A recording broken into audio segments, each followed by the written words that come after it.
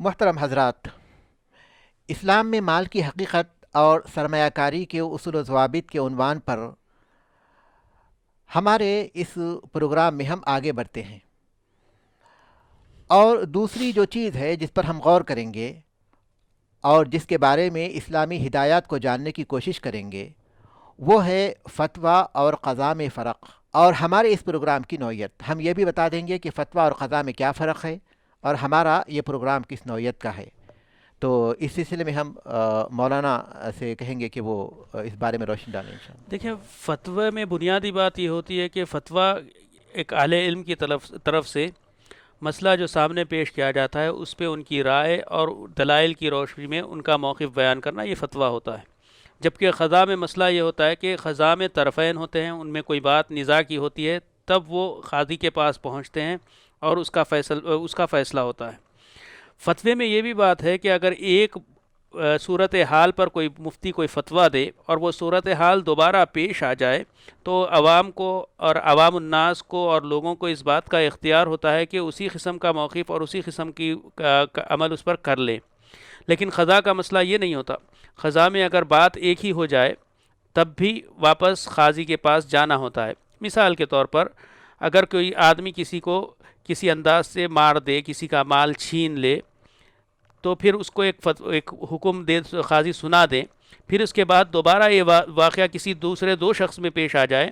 تو پھر یہ دوسرے دو شخص کو اختیار نہیں ہوگا کہ پہلے ایسے فیصلہ ہوا تھا، چلیے اب ہم بھی اس پر یہی فیصلہ کر لیں گے، نہیں، بلکہ ان کو واپس قاضی کے پاس جانا ہوگا، کیونکہ قاضی کو وہاں پر جو ہو سکتا ہے کچھ اور باتیں معلوم ہو یا پھر کچھ حالات کچھ دیگر گو ہیں، جو بھی ہے اس میں ہوگا یہ۔ تیسری چیز یہ ہے کہ مفتی کو اختیار نہیں ہوتا کہ اپنی رائے کو کسی پر زبردستی نافذ کرے یا پھر لازم اس کو بولے کہ یہی ماننا ہوگا، اگر نہیں مانو گے تو پھر تم کو سزا دیں گے، اس قسم کی بات نہیں ہوگی۔ جبکہ قاضی کو پورا اختیار رہتا ہے کہ اگر بات نہیں مانی جائے تو پھر وہ اس کے تابع جو پولیس کا ادارہ ہوتا ہے یا جو بھی ہوتا ہے اس کو بھیج کر اس کو نافذ کرائے۔ پھر اس میں اور ایک بھی بہت اہم فرق یہ ہوتا ہے کہ فتوے میں طرفین ہونے کی کوئی ضرورت نہیں ہے کہ اس میں کوئی آدمی کے درمیان میں نزاع ہو یا پھر دو آدمی اپنا نکاح کرنے کی یعنی نکاح کرنا چاہ رہے ہو، اس قسم کی بات نہیں ہے کہ دو آدمی پائے جائے، اس کی بات نہیں ہے، یا پھر دو اطراف پائے جائے، اس قسم کی بات نہیں ہے۔ جبکہ قضاء میں لازمی طور پر دو اطراف پائے جانا ضروری ہوتی ہے۔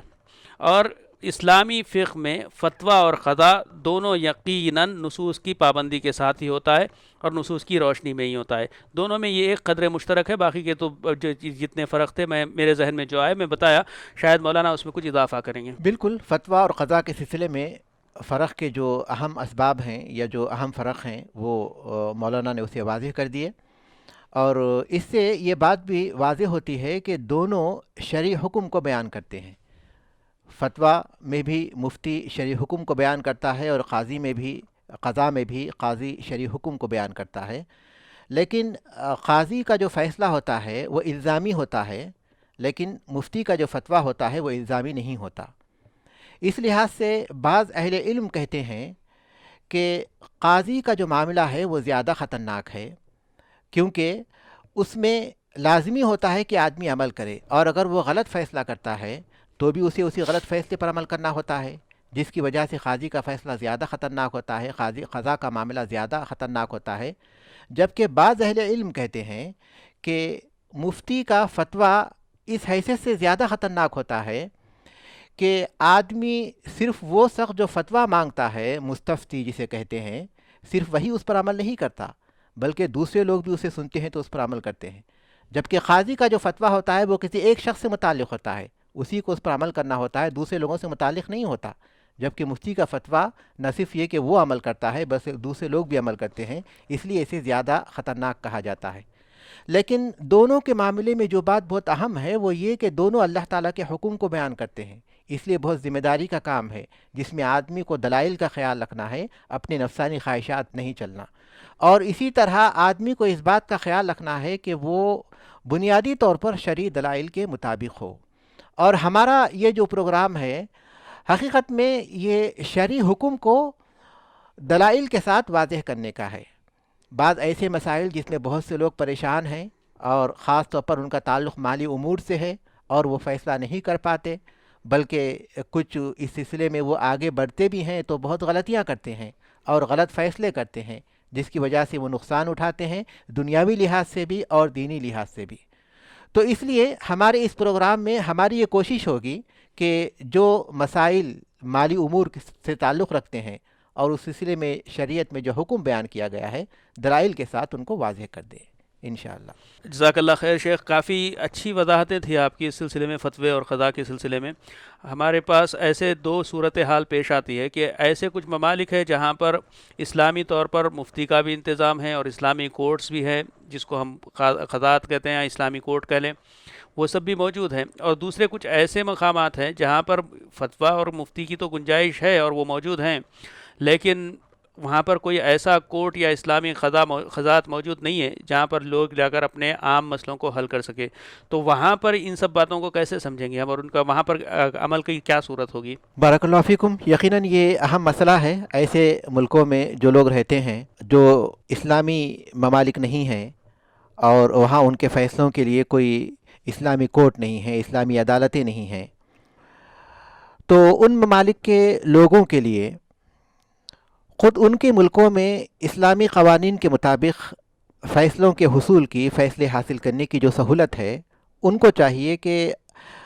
ایسے مسائل، یقیناً یہ ایک اہم بات ہے، ایسے لوگ جو اسلامی ملکوں میں نہیں رہتے، غیر اسلامی ملکوں میں رہتے ہیں، ان کو اپنے مسائل کے حل کے سلسلے میں جب اختلافات ہو جائیں تو چونکہ اسلامی عدالت وہیں نہیں ہوتی تو ان کو ضرورت پیش آتی ہے کہ اس وقت وہ کیا کریں۔ اگر کوئی ایسا مسئلہ ہے جس کا تعلق فتوے سے ہے یا شرعی مسئلے سے ہے تو وہ مفتی سے رجوع کر لیں، اور اہل علم دنیا کے ہر ملک میں ہے ماشاءاللہ، وہ ان سے رجوع کر سکتے ہیں اور اپنے مسائل کے سلسلے میں رہنمائی طلب کر سکتے ہیں۔ لیکن ایسے مسائل جس میں اختلاف ہو جاتا ہے، جس میں باہم دو فریق ہوتے ہیں اور ان کے درمیان فیصلہ کرنے کی ضرورت پیش آتی ہے، تو ایسے مسائل میں ان کو چاہیے کہ غیر اسلامی ملکوں میں اسلامی عدالت یا پھر پرسنل لاء کے نام پر، جیسے ہندوستان ہے وہاں مسلم پرسنل لاء کے نام پر ایک بورڈ ہے جو بعض امور میں آئلی جو امور ہیں، خاندانی معاملات ہیں، وہاں ان کو اس بات کی اجازت حاصل ہے اور وہاں دستور میں باقاعدہ انہیں حق ہے کہ وہ اپنے آئلی معاملات اسلامی احکام کے مطابق حل کر سکتے ہیں،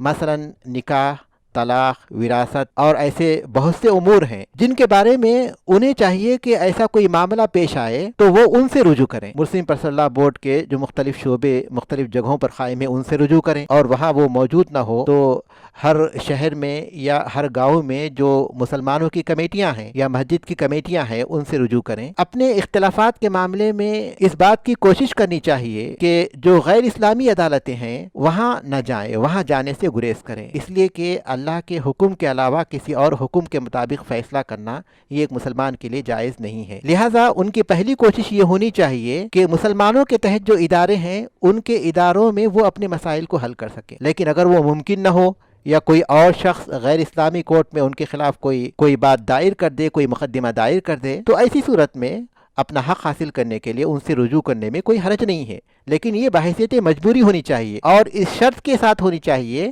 کہ وہ اس طرح کے معاملے کو اپنے دل سے ناپسند کرتے ہیں لیکن محض مجبوراً ان کی طرف رجوع کر رہے ہیں۔ تو اگر یہ صورتحال دل کی رہے گی اور مجبوراً وہاں جائیں گے تو انشاءاللہ کوئی گناہ نہیں ہوگا۔ تو ایسے معاملات میں جہاں مجبور ہوتے ہیں وہ غیر اسلامی عدالتوں میں جا سکتے ہیں، ورنہ ان کی یہ کوشش ہونی چاہیے کہ پہلے جو ان کا آپشن رہے یا پہلی جو ان کا اختیار رہے وہ یہ کہ اسلامی احکام کے تحت جو عدالتیں قائم ہیں یا جو کمیٹیاں قائم ہیں اس کے مطابق فیصلہ کرتی ہیں ان کے پاس جائیں اور ان کے پاس اپنے مسائل کو حل کرنے کی کوشش کریں۔